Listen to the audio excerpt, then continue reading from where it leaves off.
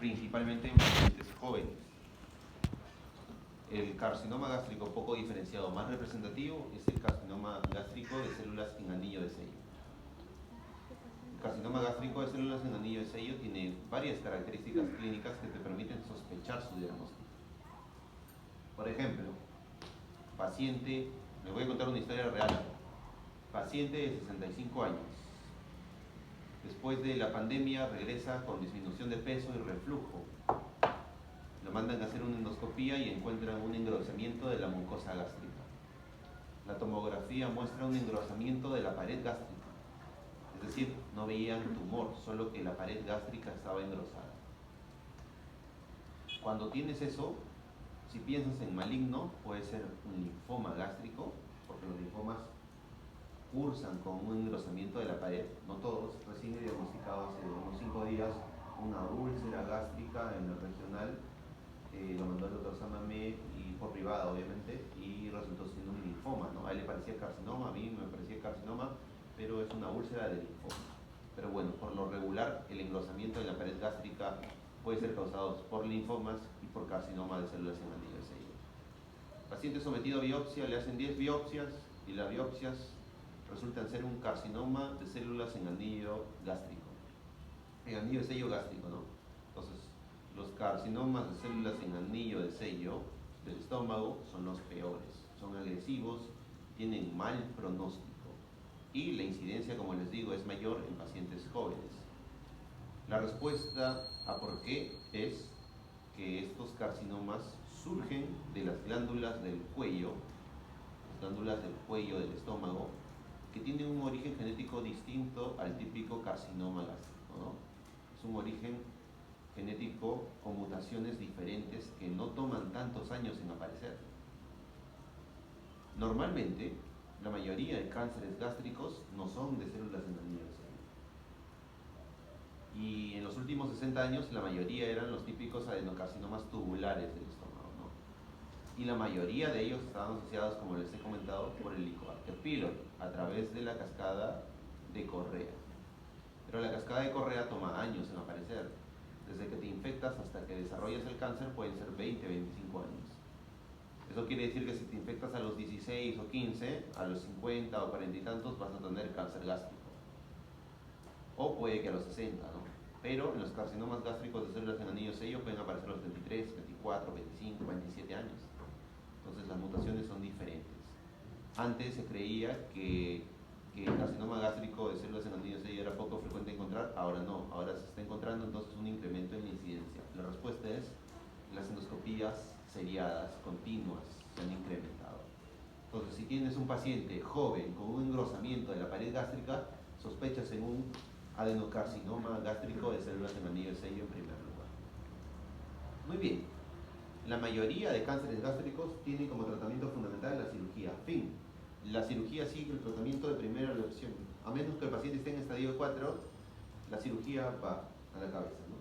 Y estadio 4 en cáncer gástrico es cuando invade otras estructuras, cuando hace metástasis a pulmón, o al hígado, o al colon, etc., o a ganglios. ¿Cuál es la principal zona de metástasis de cáncer gástrico? Pulmón, metástasis pulmonar, por la vía de drenaje gástrica, ¿no? Por la parte esofágica, ¿no? Claro. La mayoría de veces los pacientes con cáncer gástrico son diagnosticados en estadios iniciales porque el estómago genera síntomas. Comienzan a bajar de peso, a tener llenura precoz, etc. Por lo tanto, son capturados en estadios inferiores. El pronóstico de estos pacientes ha mejorado con el tiempo, ¿no? Entonces recuerden, ante un diagnóstico de cáncer gástrico, la cirugía sigue siendo de primera elección, gastrectomía. Y no le sacan todo el estómago, solo le sacan la parte afectada, ¿no? La mayoría de cánceres gástricos se localizan en el antro gástrico. Por lo tanto, el tratamiento es una gastrectomía distal antral, es decir, solo sacan el antro, nada más. El cuerpo gástrico y el fondo se quedan en el paciente, lo que le va a permitir al paciente seguir comiendo con normalidad. Entonces, la mayoría de cánceres gástricos se localizan en el antro, están asociados con el Helicobacter pylori, están en la curvatura menor y son de estadios inferiores. Tratamiento, cirugía en primera elección. Cáncer gástrico en jóvenes, pobremente diferenciado de células en anillo de sello. Engrosamiento de pared gástrica, pobremente diferenciado de células en anillo de sello. Causa no maligna de engrosamiento de la pared gástrica, enfermedad de Menetrier, M-E-N-E-T-R-I-E-R. Adelante, Menetrier. La Menetrier es una enfermedad en donde los pliegues gástricos se engruesan y lucen en las imágenes como un cáncer, pero no lo son. Muy bien. Número de biopsias, entonces, para tener un buen rendimiento diagnóstico en cáncer gástrico, al menos 10 biopsias. Pueden ser 13, 14, 15. Les mostré la última biopsia, la que me mandaron 3 y luego tuvimos que repetir. Sí, ¿no es cierto? ¿Ah? ¿Sí? Sí, así es. Repitieron la biopsia, mandaron 10 y ya pudimos ver el cáncer, ¿no? Y ya resultó siendo un linfoma, el de la pacientita que les mostré la semana pasada. Vamos ahora con cáncer de colon. El cáncer de colon, la localización más frecuente en el ciego, también en el sigmoides. La bibliografía, algunos dicen que la localización más frecuente es en el sigmoides, otros dicen que es en el ciego. Por mi experiencia, la localización más frecuente del cáncer de colon es en el ciego o en el colon derecho. Por mucho. Yo diagnostico aproximadamente 4 o 5 cánceres de colon derecho al mes y menos de 1 de colon izquierdo en 2 o 3 meses. Antes entonces la bibliografía decía, no, el cáncer de colon más frecuente era del izquierdo, del sigmoides. Ya les digo, el cáncer de colon más frecuente es por mucho del derecho a nivel del ciego. El cáncer de colon más frecuente es el adenocarcinoma infiltrante. La mayoría de pacientes con cáncer de colon son diagnosticados en estadios tardíos, debido a que es una neoplasia pausisintomática o con pocos síntomas, lo que influye negativamente en el pronóstico del paciente, ¿no? El tratamiento de elección sigue siendo la cirugía. Te diagnostican cáncer de colon, cirugía en primer lugar. Si el paciente está en un estadio alto, estadio 4, el tratamiento primero es quimio. ¿Cuándo se dice que un cáncer de colon está en estadio 4? Cuando el tumor se adhiere a otros órganos. Es decir, cuando el cáncer sale de la pared y se adhiere al ileum, se adhiere al apéndice, se adhiere a la pared del abdomen, se adhiere al hígado, al estómago, etc., ¿no?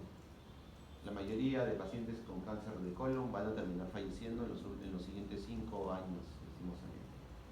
Hay algunos cánceres de colon que tienen mejor pronóstico, pero ya eso es más avanzado. Solo sepan esas cosas. Actualmente el cáncer de colon se puede clasificar por inmunohistoquímica, ¿ya? Pero también eso es más avanzado, así que no se preocupen. Seguimos. Cáncer de recto ano.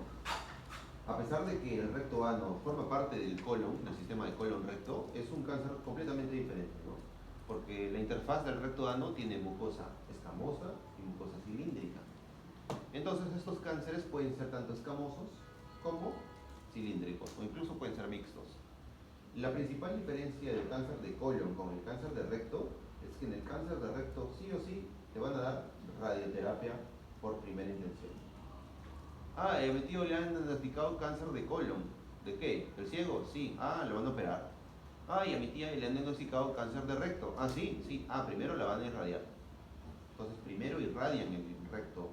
El objetivo de irradiar el recto es disminuir el tamaño del tumor. Y cuando lo operen, aumentar la posibilidad de que sea una cirugía limpia, R0. Recuerden, cirugía R0, cuando no queda tumor macroscópicamente, o sea que el cirujano no ve el tumor, y el patólogo te dice no hay nada microscópicamente. Todas las cirugías deberían ser R0, ¿no? El cirujano tiene que sacar tumor y el patólogo tiene que decirte, ¿sabes qué? Margen limpio, 0. Entonces, macro y micro limpias, R0. Muchas veces las cirugías son R1, es decir, el cirujano saca todo lo que encuentra, pero el patólogo dice, no, ha quedado tumor. Eso es R1. Cirugía R2, cuando el cirujano dice, no he podido sacar todo, o sea, macroscópicamente ha quedado tumor. Entonces, obviamente, si van a operar a tu familiar, buscas que el cirujano saque todo y el patólogo confirme que todo ha salido, ¿no? Entonces, la justificación de por qué utilizar radioterapia al inicio del cáncer de recto es que disminuye el tamaño del tumor y ya luego te operan. El cáncer de recto está asociado a ciertos factores, especialmente la inflamación. La inflamación es un factor de riesgo. Lo siguiente es las mutaciones genéticas relacionadas con el síndrome de PAF, poliposis adenomatosa familiar, igual que el colon en realidad. Y también hay otros factores, como por ejemplo la infección por el virus del papiloma humano, ¿no? Pacientes con conductas sexuales de riesgo pueden infectarse en esa zona y desarrollar un cáncer. También la enfermedad inflamatoria intestinal, la enfermedad de Crohn y colitis ulcerativa.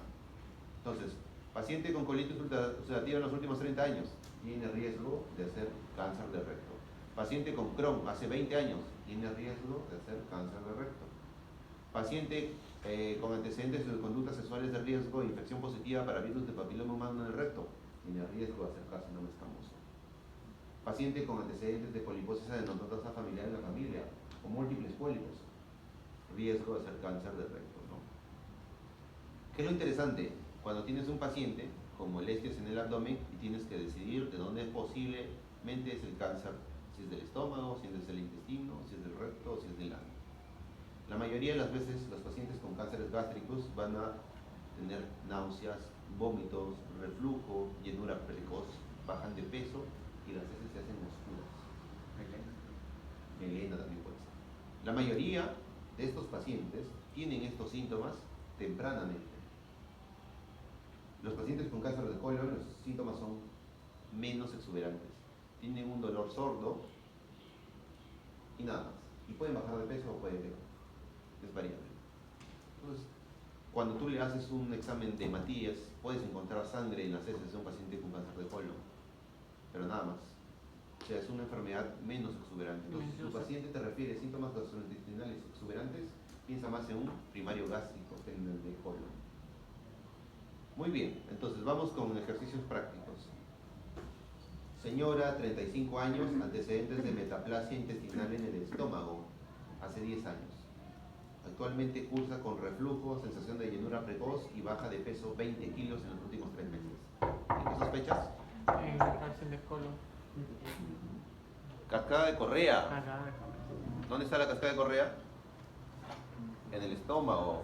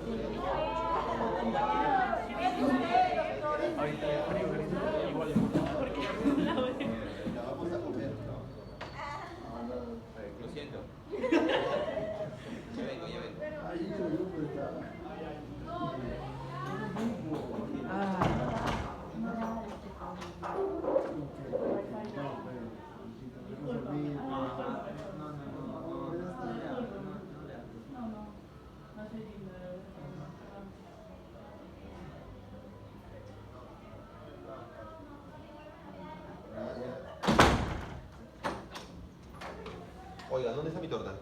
Casi grito, igual bájala. Pero mejor me controlé. Sí, así es. No, mentira. A ver, si en las preguntas de cualquier examen dice cascada de Correa, automáticamente le están regalando el cáncer gástrico. ¿Ya? Cascada de Correa, sinónimo de cáncer gástrico. Significa que el paciente está inmerso en una progresión. Adelante. Ah, ahí está el nuestro. Mis niñas, bienvenidas, mis chiquitas. Happy birthday to you. Qué buen servicio. Happy birthday to you. Happy birthday, happy birthday. Happy birthday to you.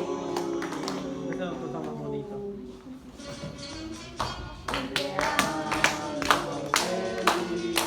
Gracias.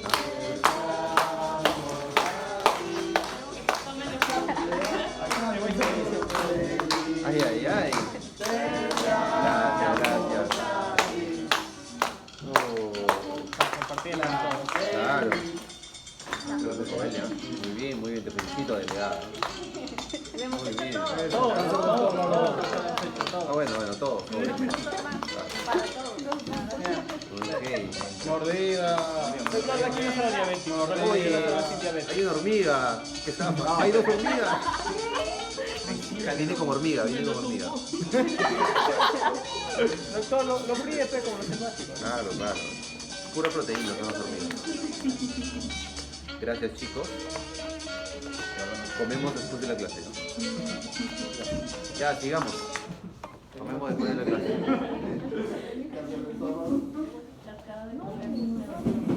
A ver, supongamos que están en cualquier examen teórico, práctico, etc. Si dice cascada de Correa, eso es muy probablemente un cáncer gástrico, ¿no? Luego, si les dice que el paciente ha bajado de peso, también es otra característica clave en las preguntas que el paciente es un paciente oncológico. ¿Por qué los pacientes oncológicos bajan de peso? Porque el tumor consume calorías a lo bestia. Los tumores generan nuevos vasos y consumen calorías para desear, por lo tanto los pacientes bajan de peso. El paciente con cáncer gástrico baja de peso más rápidamente que el paciente con cáncer de colon. Tiene un proceso metabólico diferente. Sí, claro. La mayoría de pacientes con cáncer gástrico están recontra flaquitos al momento del diagnóstico, ¿eh? Mientras que los pacientes con cáncer de colon son variables, pueden estar gordos. Perdón, ¿qué dice?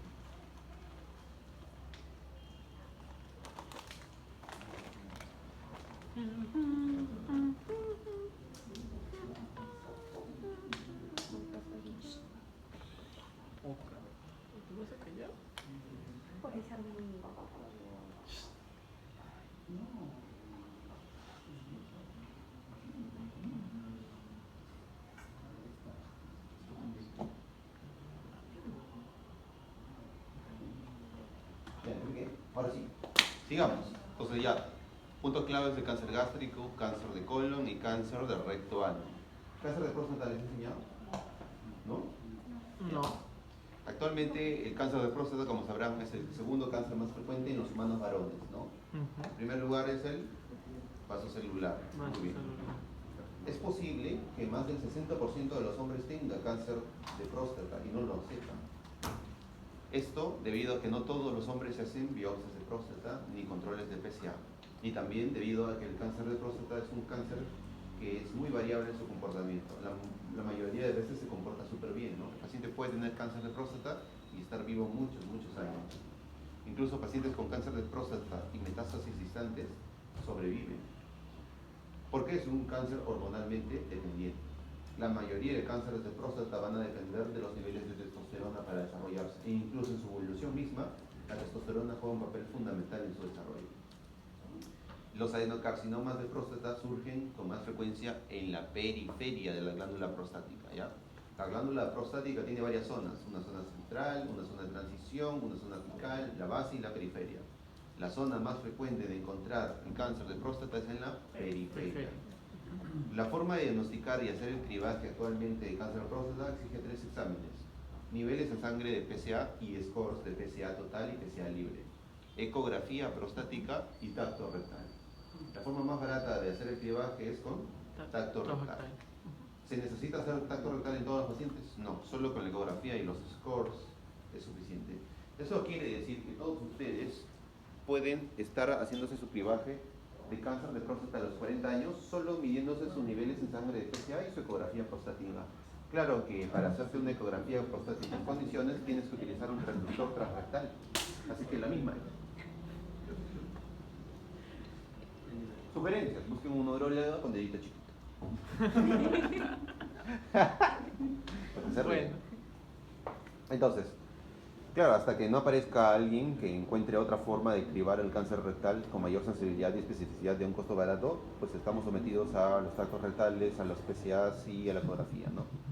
¿Cuántas biopsias se necesitan para tener un buen diagnóstico de cáncer de próstata? Se necesitan al menos 6 biopsias en los 6 instantes de la próstata. 6 biopsias con al menos 3 cilindros, es decir, 3 por 6, 18. 18 biopsias, 18 cilindros, 18 hincadas. El procedimiento de cáncer de próstata ya se los mostré cómo es el procedimiento y es sumamente doloroso. Cáncer de próstata actualmente es uno de los cánceres más frecuentes. Su comportamiento puede ser muy bueno, incluso si es el metástasis a distancia. Necesitas al menos 6 biopsias para hacer un buen diagnóstico. No necesariamente todos necesitan eso, ¿no? A veces cuando la glándula está tomada, un par de biopsias es más que suficiente. El tratamiento del cáncer de próstata es quimio y cirugía. La prostatectomía puede ser por RTU o radical. RTU significa que te meten una cosa por el glande, que va hasta tu próstata y la comienzan a quemar a lo loco, sacando partes de la próstata por tu meato. O la prostatectomía, que puede ser abierta o laparoscópica, en donde te sacan toda la próstata, completamente junto con vesículas seminales. Casi todos los hombres van a tener cáncer de próstata eventualmente. Incluso a los 90 años es posible encontrar en las autopsias células neoplásicas del cáncer de próstata, pero les repito, se comporta tan bien que no pasa nada, ¿ya? Entonces, si te diagnostican cáncer de próstata, no te deprimes, no te vas a morir. Muy probablemente vas a seguir vivo durante muchos años más. La mayoría de pacientes con cáncer de próstata responden al tratamiento, ¿ok? Ahora, si tú tienes una sospecha de cáncer de próstata, vas a pedir 3 cosas: ecografía, niveles de PSA libre total y scores, y biopsia. Siempre se equivoca. El gold estándar para el diagnóstico de cáncer de próstata es la biopsia de próstata. ¿Quién debe hacer la biopsia de próstata? Idealmente un urólogo, oncólogo o un radiólogo intervencionista, porque ellos tienen más mano que los urólogos generales. Aunque claro, puedes tener urólogos generales que hacen muchas biopsias al día y tener más mano que un subespecialista, también es cierto. Pero lo ideal es que lo hagan los especialistas en onco, que son los que más hacen, ¿no? Ya me ha pasado que a veces los subespecialistas son mejores en este tipo de situaciones debido al entrenamiento específico que tienen. Muy bien. Ahora, eso respecto al cáncer de próstata. ¿Cuáles son los síntomas? Los síntomas son variados. Primero, lo principal, el cáncer de próstata es asintomático. Fin. No tiene ningún síntoma la mayoría de veces. Como el cáncer de próstata afecta a la zona periférica de la glándula prostática, no obstruye la uretra prostática. En cambio, la hiperplasia prostática benigna afecta a la zona central y sí la obstruye. Si tú tienes a una persona, a un varón de 50 años con obstrucción prostática, es decir, con todos los síntomas, como por ejemplo poliuria, ¿qué más? Ya bueno, la cosa es esto. Como la hiperplasia aparece en el centro de la próstata, la obstruye y por lo tanto el paciente va a tener síntomas obstructivos. Se va a ir al baño varias veces en la noche. ¿Qué más? Colaquiuria. Va a tener retención urinaria. ¿Cómo se llama eso? ¿Ah? ¿Qué? Tenesmo vesical. No, el tenesmo es la sensación de querer orinar y no poder. Doctor, ¿puedo ir al baño? Sí. Bueno, porque no hay tiempo, todos los síntomas urinarios, incluyendo las infecciones urinarias, están relacionados más a hiperplasia. El cáncer de próstata es asintomático, porque ocurre en la zona periférica. Hola doctor, voy al baño varias veces y no puedo orinar. Ya, hiperplasia. Pero si no me he revisado, no me he tomado la ecografía, no me he hecho los análisis. Es que es muy probable que sea hiperplasia, señor. Ah, ya. Doctor, vengo a consultar porque tengo un dolor en la columna lumbar baja. Eso ya es un problema. El primer sitio en donde un adenocarcinoma de próstata hace metástasis es en la columna lumbar. Al adenocarcinoma de próstata le encanta la columna lumbar, como ustedes el pollito, la brasa o el chifito. Las metástasis en la columna lumbar son muchas veces el primer síntoma que el paciente va a presentar. Le va a doler su columna, le va a doler la espalda. Dejen pasar, creo que ese pelo es de... ¿cómo se llama? Violet.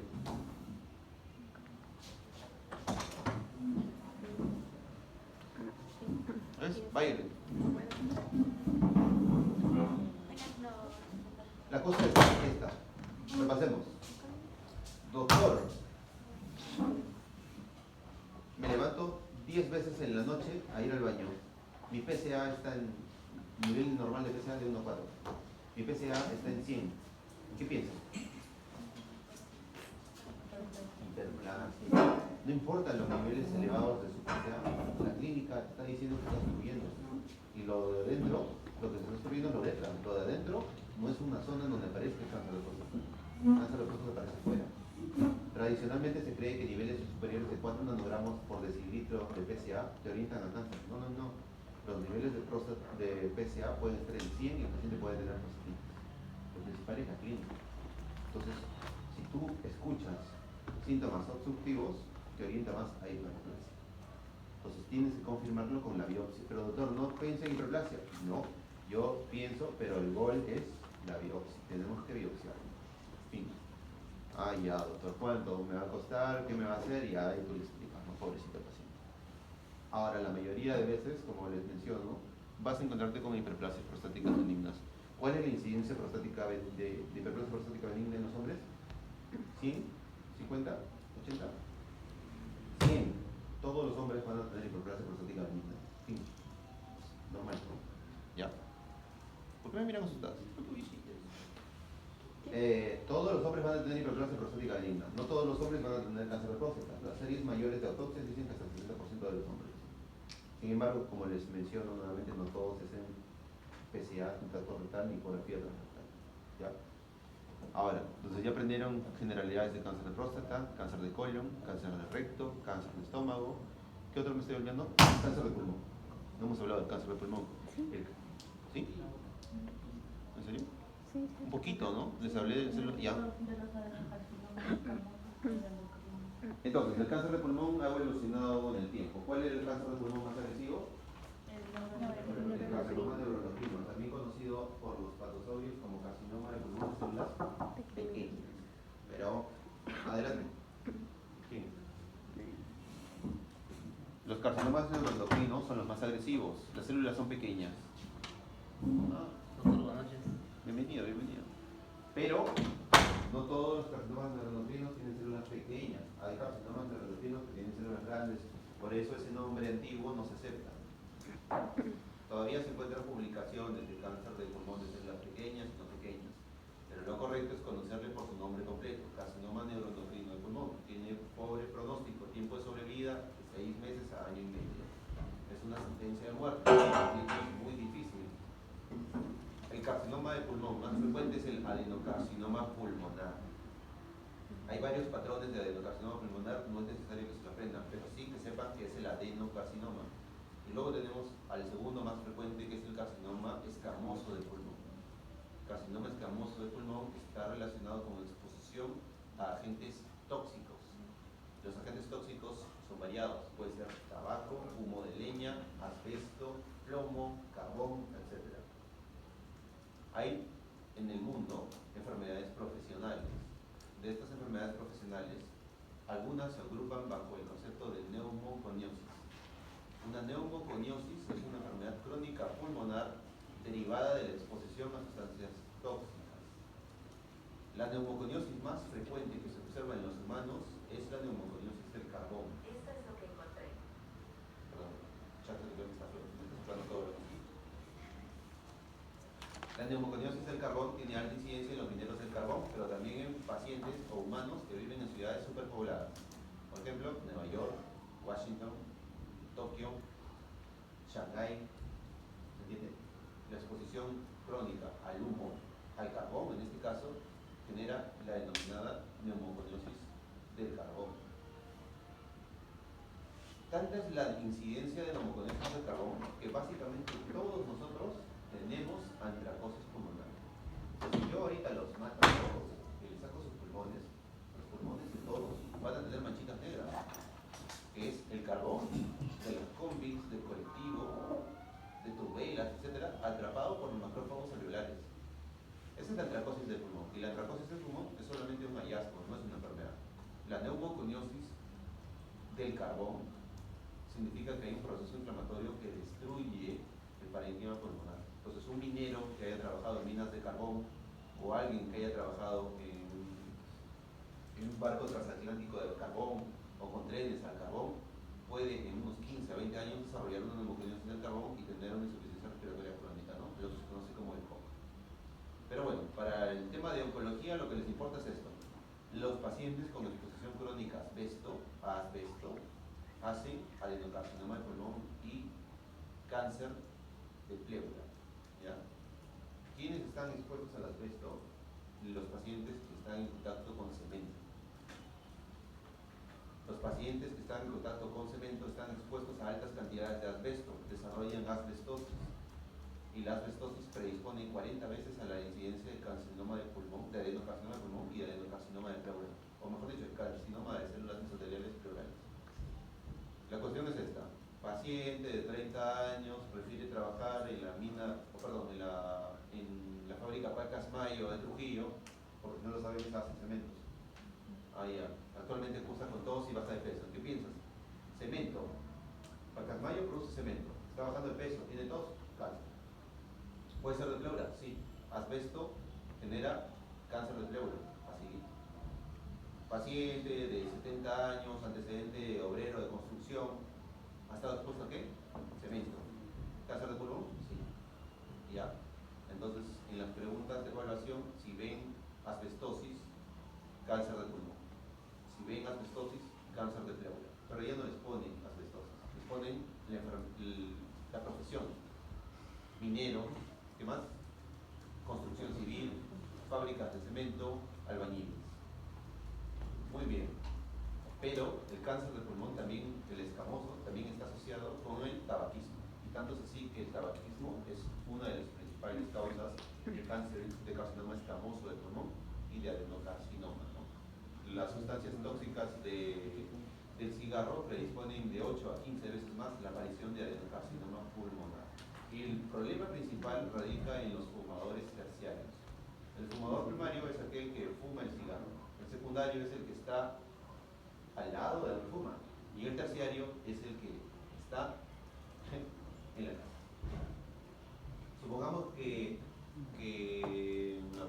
mi delegada Luna es una fumadora pesada, fuma sus 10 cigarros al día. ¿No? Si ella lo fumase acá, todos nosotros seríamos fumadores secundarios. Cuando ella termine de fumar su cigarrito y se suba a su colectivo para irse a su casa, el que se siente a su lado es un fumador terciario, porque las sustancias tóxicas van a estar en su pelo y lo va a fumar. ¿Y cuál es el problema? Que para la incidencia de cáncer de pulmón, la genética manda bastante. Es sorprendente cómo muchos humanos fuman durante varios años de su vida y no desarrollan cáncer de pulmón, mientras que otros humanos solo fuman un año y tienen cáncer de pulmón, como un castigo divino. Y es más triste cuando tú fumas, no te da cáncer de pulmón, pero tu esposa sí. Y eso pasó a un doctor. El doctor fumaba, no le dio cáncer de pulmón, y a su esposa le diagnosticamos cáncer de pulmón, fumadora terciaria. Y se murió. Así son chismes, chicos. Entonces ya saben, tabaco, cáncer de pulmón, escamoso. Asbesto, cáncer de pulmón, pleura. Carbón, cáncer de pulmón, adenocarcinoma. Cáncer de pulmón más agresivo, neuroendocrino. ¿Cuántas biopsias para adenocarcinoma de pulmón se necesitan? No hay un número, no hay un número de biopsias, pero sí un número de células. Actualmente se necesitan 200 células neoplásicas para hacer un diagnóstico de adenocarcinoma de pulmón. Y eso porque el adenocarcinoma de pulmón actualmente se trabaja con molecular. Es uno de los cánceres que sí o sí tiene que hacerse pruebas moleculares. Y esas pruebas moleculares se preguntan actualmente en los exámenes.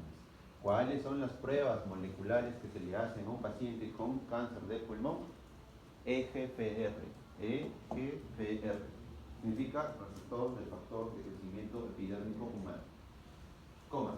ALK. En mayúscula. ALK. Significa la quinasa de linfoma anaplásico. Coma. ROS1. ROS1. Coma. HER2. HER2, el mismo de mama.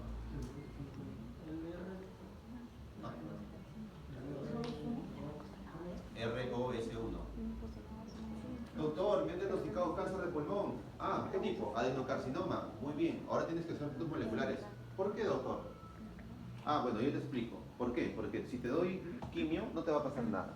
El cáncer se va a reír en la quimio. En realidad, la quimio lo que va a hacer es una selección darwiniana de las mejores células. Se van a morir las más débiles, se van a quedar las peores y se van a matar más rápido. Si quieres combatir tu cáncer de pulmón efectivamente, necesitamos darte tratamiento biológico. ¿Cómo hago eso? Sabiendo qué perfil molecular tiene. Eso quiere decir que vas a tener que hacer EGFR, ROS1, HER2, KRAS, no les dije KRAS, coma, KRAS y ALK. Esas pruebas moleculares se hacen para saber el perfil molecular del tumor y darle por ahí. Si el tumor es HER2 positivo, te dan tratamiento anti-HER2. Si el tumor es EGFR positivo, te sacaste la lotería. El cáncer de pulmón utiliza los receptores de los factores de crecimiento epidérmico humano para potenciarse y crecer. Significa que si te dan medicina que bloquea esos receptores, el tumor se hace más chiquito. Entonces, viene un paciente, le hacen la tomografía, le encuentran tremendo tumor en el pulmón, le sale adenocarcinoma pulmonar, se hace el EGFR positivo, le da tratamiento biológico y el tumor que era así, desaparece. Maravilloso. ¿Entiendes? Entonces todos los pacientes con cáncer de pulmón tienen que hacerse pruebas moleculares, igual que los pacientes con cáncer de mama se tienen que hacer la inmunohistoquímica. Fin. No negociable. ¿Ya? EGFR, CARRAS, ROS1, ALK, HER2. El más importante de todos esos es el EGFR. El EGFR ha permitido que la supervivencia de cáncer de pulmón pase de 16 a 18 meses a 5, 7 años. No lo tengo acá, pero tengo casos clínicos de pacientes con cáncer de pulmón grandes que han respondido al EGFR, han vivido 5 años y luego, claro, aparece el tumor en su cabecita. Y ya se murieron. Pero bueno, listo, ahí cerramos. Entonces ya tenemos cáncer de colon, recto, estómago, próstata, pulmón, mama. Y ya les hablé de linfomas, aunque en poquito, ¿no? Ya, con linfomas cerramos. De linfomas, ya saben, los linfomas más frecuentes son los linfomas no Hodgkin. El linfoma no Hodgkin más frecuente, ¿cuál era? El linfoma B difuso de células Difuso de células claras. No importa ¿de qué? Grandes. Claras. ¿Claro? Claro. Grandes. Grandes, perdón. El linfoma B difuso, células grandes, puede aparecer en cualquier lugar del cuerpo. Tanto es así que si tienes un linfoma en un lugar no esperado, piensas en el linfoma B difuso, células grandes. Luego tienes otros frecuentes como el folicular, el mal, el manto, el Burkitt, etc. Si tienes un niño con una masa en la mandíbula y te dicen que es linfoma, y empiezas Burkitt. ¿Cuál es el patrón histológico del linfoma Burkitt? Clave. El Star Sky, ¿no? Las preguntas del ENAM, las preguntas de evaluación siempre te van a poner pediátrico, Star Sky, Burkitt, regalado. Star Sky, cielo estrellado, Burkitt. ¿Ya? Cascada de Correa, cáncer gástrico. Asbesto, cáncer de pleura. Muy bien. Ahora, la mayoría de pacientes con linfomas van a sobrevivir dependiendo del tipo de linfoma que tengan. El peor pronóstico, el linfoma de peor pronóstico sigue siendo el B difuso, células grandes. El linfoma de Burkitt también tiene un pronóstico malo. ¿Ya? Luego tienes otros linfomas que son los peores, pero eso no les preguntan a ustedes, son de otro nivel. Así que solo quédense con eso.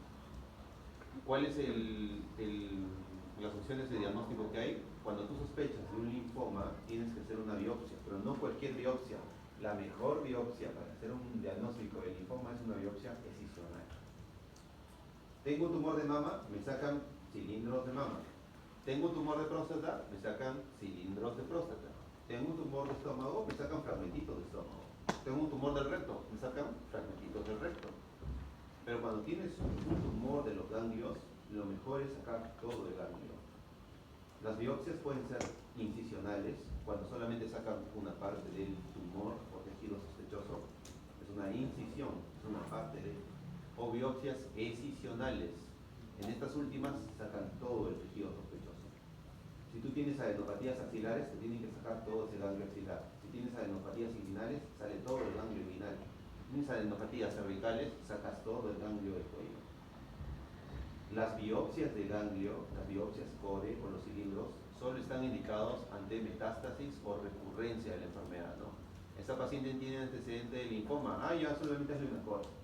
Esta paciente tiene sospecha por primera vez de que puede tener un linfoma, sácale todo el ganglio. También preguntan eso, ¿no? Señorita, estudiante de medicina con adenopatías en la axila, cirujano le saca 6 cilindros del ganglio. ¿Qué rendimiento tiene, diagnóstico tiene esa prueba? Mal. Tiene que volver la señorita y sacarse todo el ganglio, ¿no? El patólogo tiene que evaluar todo el ganglio. ¿Cuál es la principal causa de adenopatías en los pacientes peruanos? Tuberculosis. ¿Ya? Cuando tú tienes adenopatías en un humano peruano, tercermundista, piensas más en una infecciosa, tuberculosis. Luego tienes otras, como por ejemplo, Epstein-Barr virus, enfermedad por el arañazo de gato, granulomatosis de Wegener, etc. Y si piensas en malignas, tienes metástasis. En segundo lugar, linfomas. Significa que si tienes adenopatías en la axila, es más probable que sea una metástasis que un linfoma. Doctor, mi mamá tiene adenopatías en la ingle. Piensas más en un primario gastrointestinal que en un linfoma. Doctor, mi tía tiene adenopatías en la axila.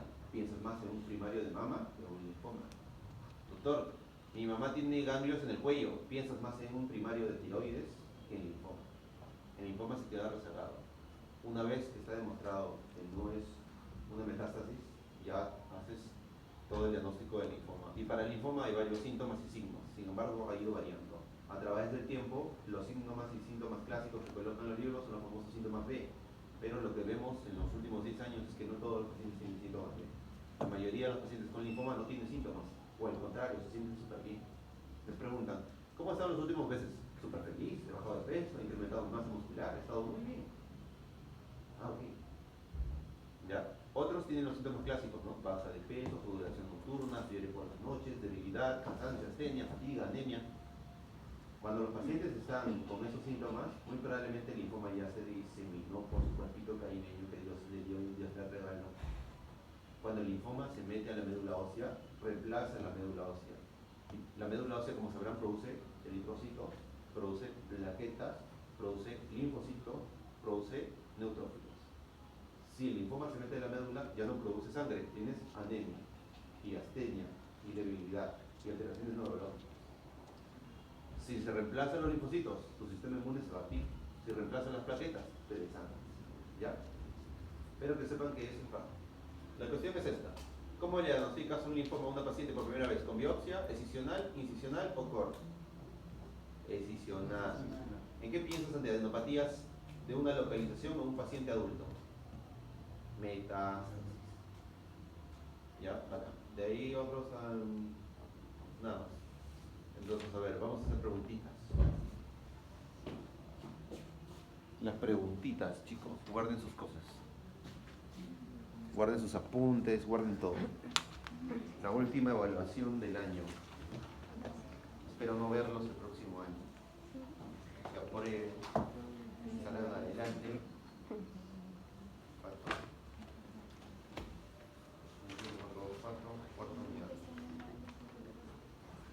A ver, mis niños, empezamos por Jaina. Vamos, Jaina. Tú dime.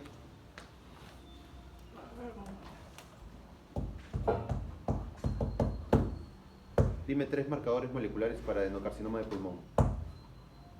Justo me fue al baño. ¿En serio? Sí, me fue al baño justo. Ya, a ver, otra más fácil. A ver. Oh, perdón, otra diferente. ¿Cuál es el tratamiento inicial ante un paciente con cáncer de recto? Primero es radioterapia Muy y bien. después cirugía. Seguimos. Danner. ¿Danner? ¿Tú? Dannercillo.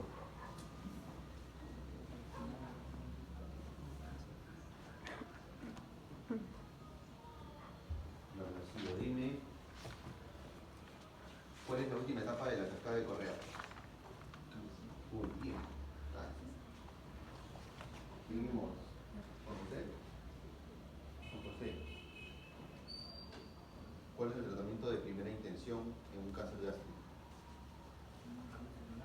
Es la primera opción terapéutica.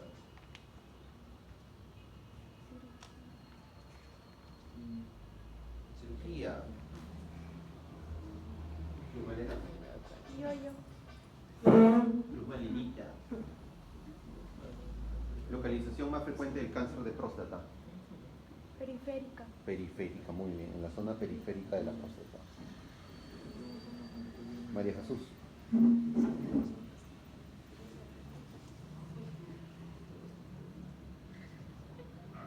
¿Cuándo decimos que un cáncer de colon está en estadio 4?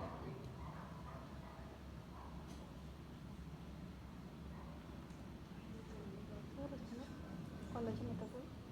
Ya, muy bien. ¿Quién eres tú? Cuando ha hecho metástasis o se adhiere a otros órganos. Siguiente. Salim. ¿Salim? ¿Vamos a tocar este? Vamos. Salim, solito. Aquí ya está. ¿Qué tal está ahí?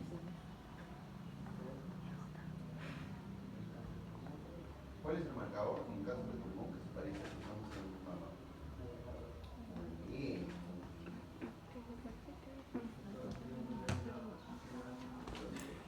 Brendita.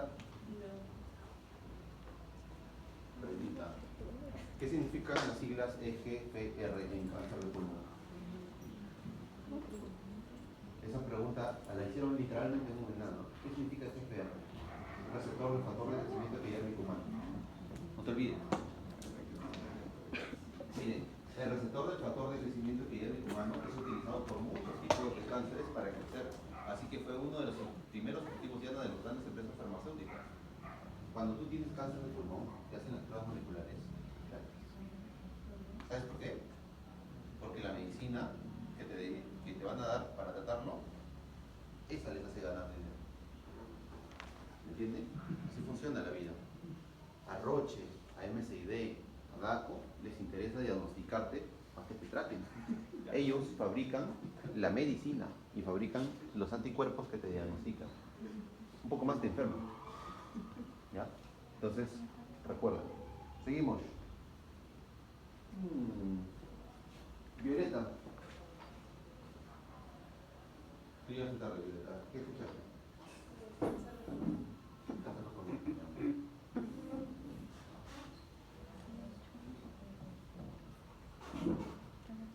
Dime 3 profesiones de riesgo para asbestosis.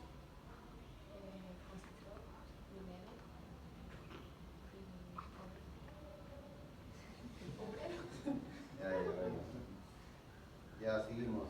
Kevin. Kevincito. ¿Qué escuchaste? ¿No escuchaste nada? ¿Cuál es la utilización más frecuente en el pulmón del adenocarcinoma? ¿Central o periférica? ¿No les dije eso? Muy bien. No, periférica. Si tú ves una masa en el pulmón, en la periferia del pulmón, piensas más en adenocarcinoma. Si la ves más central, significa que está más cerca un bronquio, escamoso. Dieguito Javier. Ya. Dime.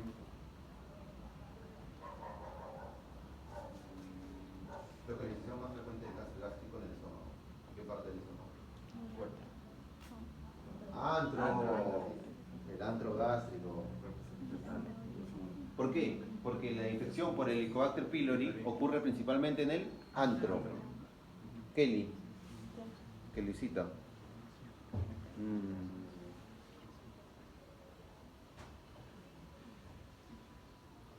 ¿Te acuerdas con qué confundió el doctor Burkitt al linfoma de Burkitt? No. Con un osteosarcoma. Y otra pregunta. A ver. Dime 4 tipos de linfoma.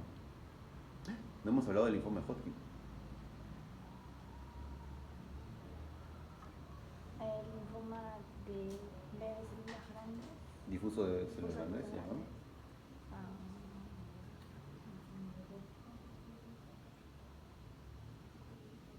Linfoma folicular, linfoma del Malton, linfoma mal, linfoma de Burkitt, linfoma de Hodgkin. Apréndelos. Vas.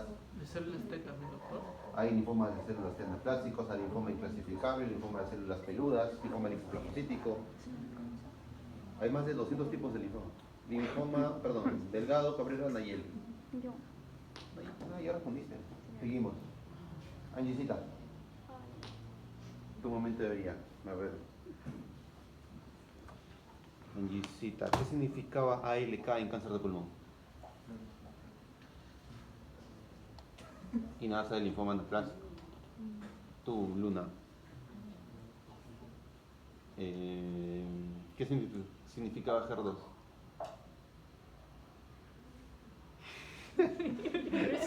Siento que me maldices. Doctor, significa que aún hay masa tumoral antes. No, receptor del Ya, me confundí. receptor del factor de crecimiento. Ya. ¿Cuántos tipos de HER existen? 4. ¿Cuáles se usa actualmente para tratar el cáncer de mama? El HER2. 2. ¿Cuál es el panel de inmunohistoquímica de mama que se utiliza? RE, RP, HER2, ahí. Con eso ya podrían resolver las preguntas del examen. ¿Les envía el examen pasado? No, el examen. Claro, pero no sé dónde está. No, eso es otro, eso yo lo hago. Vamos a resolver el examen.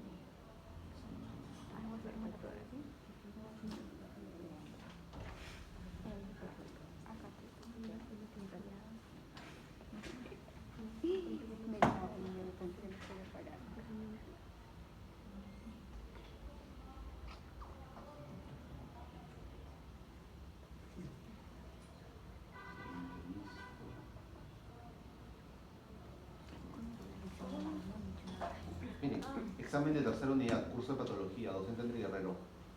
Femenino de 33 años con... Perdón, ¿lo podemos acelerar?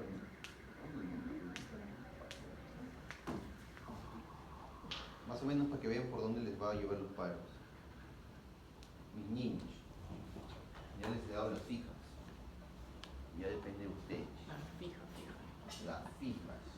Después no va a haber ni Y eso que no hemos hablado de inmunohistoquímica.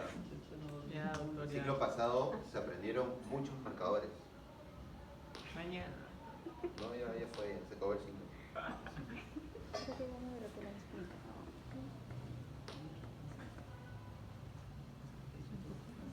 Ya que la Navidad se acerca.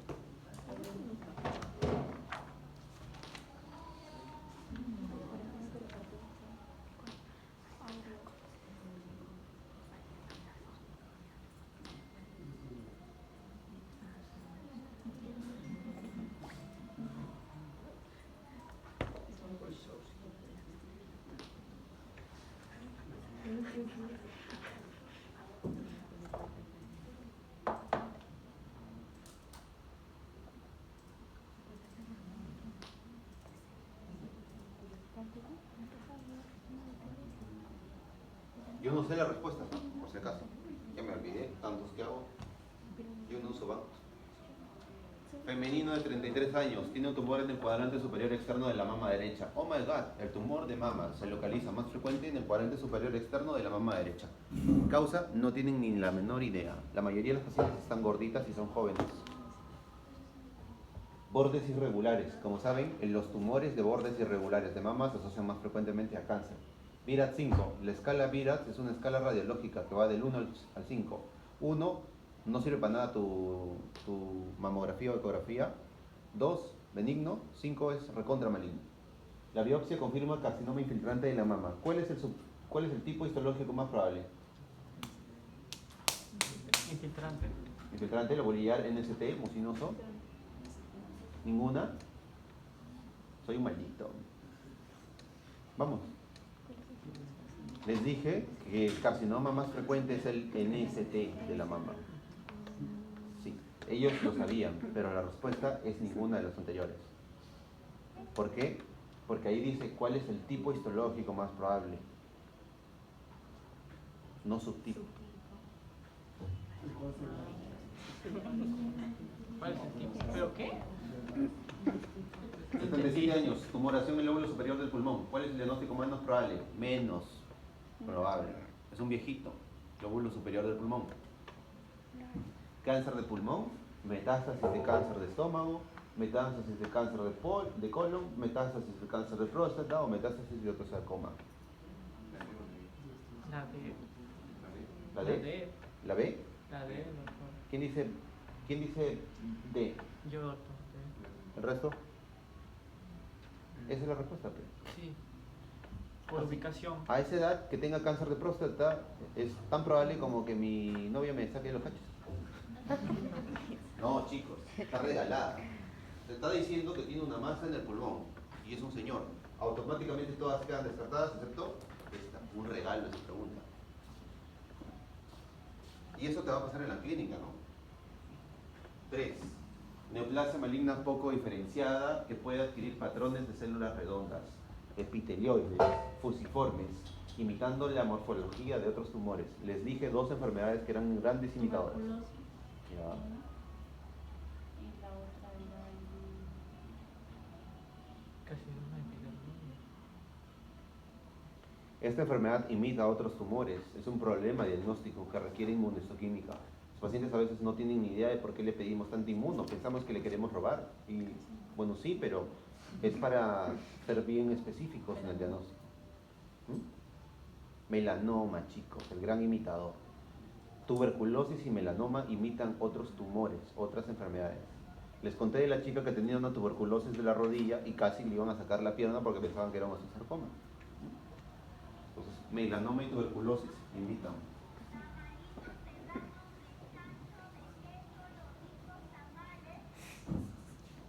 Varón de 80 años, la ecografía prostática muestra próstata incrementada de volumen. La localización más frecuente del adenocarcinoma prostático. Muy bien, zona periférica. Facilito. Claro. Femenino de 28 años, lesbiana. ¿Cómo les encanta el chisme? Es una señorita lesbiana, presenta conductas sexuales de riesgo, ya saben qué significa. Actualmente VIH positivo en tratamiento antirretroviral. Presenta una úlcera en el recto, la biopsia informa neoplasia maligna de células redondas. ¿Cuál de los siguientes no entra en el diagnóstico diferencial? También les dije hace 2 clases.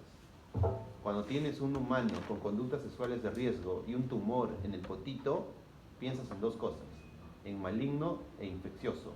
Y lo infeccioso es la sífilis. Puede ser una sífilis que se contagió por sus conductas sexuales de riesgo. Pero dice que Pero no no entra. entra. Que no entra. Bien. ¿Cuál es? Tuberculosis. Linfoma mal. Creo que no les he hablado sobre el linfoma mal, ¿no? Sí. No, lo mencionó en la primera unidad, pero no nos habló. Ya. El linfoma mal es un tipo de linfoma que está asociado a exposición a antígenos y a infecciones e inflamación crónica. El linfoma mal es aquel linfoma que, igual que el B difuso, puede aparecer en cualquier parte del cuerpo humano. Hay linfoma mal hasta en la uña. El linfoma mal está asociado con inflamación crónica, ¿ya? Nuestro cuerpo normalmente tiene algo que se llama tejido mal o tejido asociado a mucosas. Tejido linfóide asociado a mucosas. El tejido mal normal está solo en 5 lugares de nuestro cuerpito caribeño: en el apéndice, en el ciego, en el ilion distal, en las adenoides y en las amígdalas. Nada más. Pero el mal puede aparecer en cualquier parte del cuerpo humano. Es como una forma en la que el cuerpo humano moviliza centros germinales para combatir una infección. Supongamos que yo acaricio todos los días la frente de esta alumna. Constantemente voy a erosionar su piel. Su sistema inmune detecta la invasión bacteriana y en cuestión de meses moviliza tejido linfóide a esa zona. Supongamos que tú utilizas lentes de contacto y no los lavas bien o no los desinfectas. En menos de un mes, tu cuerpo ha movilizado folículos linfoides en tu conjuntiva para combatir la enfermedad, o mejor dicho, la contaminación más eficientemente. Incluso el Helicobacter pylori genera el patrón de gastritis más frecuente. El patrón de gastritis más frecuente es la gastritis crónica folicular, que no es más que tejido mal. O sea, el tejido mal es como el sistema inmune se defiende, moviliza linfocitos, pero no solo linfocitos, moviliza todo un centro germinal. Es como que tienes un problema de seguridad de un distrito y no te conviene enviar solo patrulleros y policías, te conviene meter una comisaría ahí, ya lo mismo. Por lo tanto, una paciente con conductas sexuales de riesgo va a tener tejido mal en esa zona y el tejido mal con inflamación crónica, linfoma mal. Entra dentro del diagnóstico diferencial. El melanoma maligno del recto también es recontra conocido. Es otro de los diagnósticos frecuentes que hay que considerar. La tuberculosis, peor todavía. Igual que el mal, igual que el B difuso, puede aparecer en cualquier paciente. Y si esta señora está inmunodeprimida con linfocitos TCD4 por los suelos, pues básicamente todo su sistema inmune está hasta las patas y no tiene cómo defenderse. Como habrán sabido por primera unidad, en la reacción de hipersensibilidad retardada de la tuberculosis, los TCD4 y los TCD8 son fundamentales. Le quitas uno y tu cuerpo no se defiende con nada. Así que el único que no entra en el diagnóstico es el linfoma folicular, que es muy frecuente que aparezca. Así eran las preguntas del otro grupo, y las respondieron. Paciente de 44 años, acude a consulta de gastroenterología por baja de peso y náuseas. Tienes la edad y tienes 2 síntomas clave. Les dije que el estómago genera más síntomas que el colon y el recto. La anamnesis revela además sensación de distensión abdominal y alteraciones en el hábito evacuatorio. Endoscopía, úlcera de 3 centímetros en el antro gástrico. Tienes la localización más frecuente del cáncer. La endoscopía baja, úlcera de 4 centímetros en el sigmoide. Ahora, la biopsia de úlcera gástrica muestra inflamación severa con linfocitos. Y la úlcera rectal muestra glándulas atípicas y estroma desmoplásico. ¿Cuál es la sospecha diagnóstica más probable? Los criterios de malignidad, fusionados con la clínica. Así chambeamos nosotros. O sea, los patólogos no solamente ven láminas. El patólogo tiene que hacerle caso a la clínica, al laboratorio, la tomografía, y con eso decidir. En este caso, les estoy dando la clínica y les estoy dando las biopsias. Ahora solamente queda cuadrar todo lo que han aprendido. Úlcera péptica y endocarcinoma de colon. Primero, la pregunta tiene 3 palabras clave. Y las palabras clave más principal es glándulas atípicas. Fin. El estroma desmoplásico sería la segunda palabra clave. Esas dos te dicen que hay un cáncer de colon. Y en el estómago no hay nada. Así que todas las que tienen linfoma gástrico, linfoma gástrico, linfoma gástrico quedan anuladas, quedándote solo dos preguntas o de respuestas, la A y la B. Úlcera péptica y adenocarcinoma de colon y enfermedad de Crohn con afectación gástrica y colónica. Entonces, azul. La A, ¿no es cierto? Un cáncer del colon y la otra la péptica. Así tienen que cambiar. Palabra clave, descartan. No tienen que resolver toda la pregunta, no tienen que leer todo otra vez. Busquen la palabra clave y anulen las respuestas antes de haber acabado toda la pregunta. Y si aún así no saben qué es, marquen la D. Siempre funciona en la D. Y la respuesta más larga. Seguimos. Pero no siempre, pues, ¿no? A veces el afíname la puntería, Virgen María y esas cosas. Huevecito, dame pesito.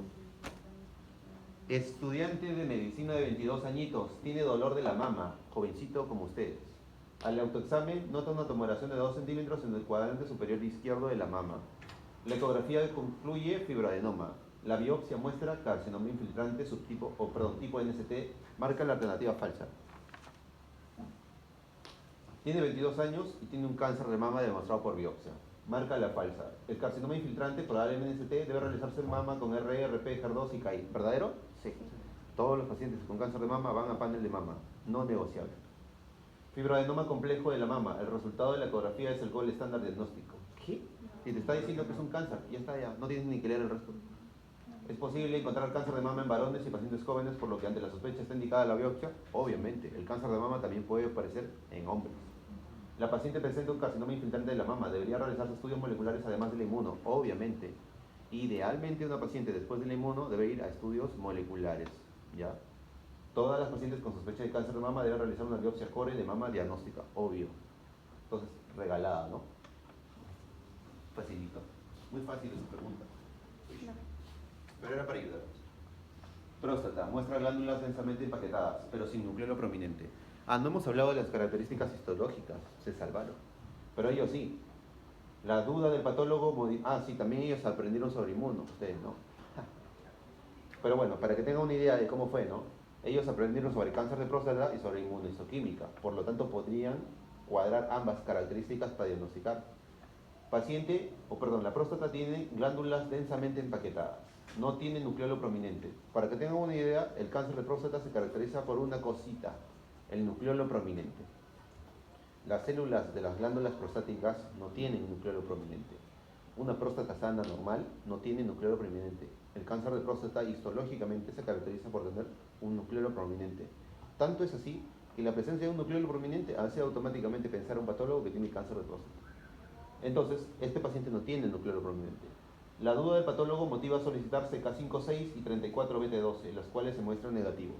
Cuando un patólogo tiene un cáncer de próstata que duda que sea cáncer de próstata, puede ser inmuno. Esos dos marcadores ponen en evidencia las células basales y mioepiteliales. Todos los cánceres rompen la membrana basal por definición, por lo tanto no deberían tener células basales ni mioepiteliales.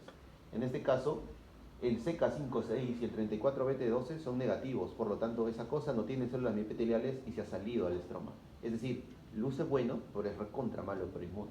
¿Cuál sería la conclusión diagnóstica? Adenocarcinoma de próstata. Eso te demuestra que cuando tienes un caso que parece cáncer, pero no estás seguro, le haces inmuno. ¿Ya? Digamos. Ya creo que se acaba. ¿Era 20? Uy, carajo. Ya hasta la 10, ¿ya? También aprendieron sobre inteligencia artificial, obviamente. Creo que les trataba mejor. Bueno, eso no lo van a saber, pues, ¿no? Una GAN es una red neuronal generativa adversaria. Pero bueno, ya eso no es. ¿Qué opciones terapéuticas encontramos en cáncer de mama? Eso sí saben. Yo les dije. ¿Crioterapia? No, es bastante. Ya. Qué rápido. Y bueno, ¿les dejo el resto del examen o no les dejo el resto del examen? Pase, pues, para ver. Pase. Igual no va a venir nada de lo que salga. No lo sabemos ya. Porcentaje de índice proliferativo con KI del 19. El paciente con cáncer de mama actualmente se considera KI. Punto de corte de KI, cáncer de mama alto. 20. 20. Muy bien. Marcador de inmunohistoquímica usado para poner en evidencia una metástasis de cáncer de próstata. ¿Cuál utilizas para decir que es un cáncer de próstata? PSA, fin. Listo. Linfoma más frecuente del estómago. Come mal. B difuso, les dije. Ah, sí. ¿Recuerdas qué dijo tu docente sobre las biopsias endoscópicas del estómago ante la sospecha de cáncer? Marca la verdadera. ¿Todas las biopsias por endoscopía pueden mostrar carcinoma? Falso. ¿Las biopsias endoscópicas cubren hasta la capa submucosa? Falso, solo la mucosa. ¿Las biopsias endoscópicas cubren hasta la capa mucosa? Verdadero. ¿No se realiza biopsia endoscópica de úlceras? Falso, sí se realiza para diagnosticar péptica versus tumoral. ¿Ya está? Marcador de inmunohistoquímica usado para poner evidencia de origen de colon. CK20. CK20. TTF1, pulmón. Gata 3, mama. EMA, que es cáncer. CK20, colon. CK7, pulmón, vesícula biliar, estómago, esófago, tiroides. Marcador de inmunohistoquímica que se expresa en 0, 1, 2 y 3. En esa lloraron. Se olvidaron todos. HER2. Pared gástrica engrosada por tomografía espiral multicorte. ¿Cuál no es una sospecha diagnóstica? La linitis plástica es un proceso en donde la pared del estómago se engruesa. La mayoría de causas de linitis plástica son cáncer gástrico poco diferenciado y carcinoma gástrico de células anillos 6. Tanto es así, si en una historia clínica lees linitis plástica, sabes bien que estás ante un paciente oncológico con engrosamiento de la pared gástrica. Linfoma gástrico, ya les dije, es otra de las causas de engrosamiento de pared gástrica. Carcinoma pobremente diferenciado es la principal causa de engrosamiento de la pared gástrica por tomo. Gastritis crónica, no. Menetrier, el diagnóstico diferencial benigno de engrosamiento de la pared gástrica. Gastritis, no. O sea, la respuesta vendría a ser ¿Cuál no es? La gastritis. Todas se engruesan la pared excepto la gastritis. Neoplasia con Sky. Se inflama. Es un linfoma centrogerminal. Ajá. Ellos aprendieron el esquema básico para la diferenciación de linfomas no Hodgkin en centrogerminales y no centrogerminales. Y ustedes no. No se enseñó, pues. Les enseño ahorita. Pues. Prepárense. Es muy tarde. Ahora, pues ahora. Ahora se lo van a... Ahora, pues me van a odiar. Ah, esperen. No, ellos también me regalaron torta, lo siento. Lo siento. Ahora, sí, mis niños. Prepárense. Ah, pues espero la torta después.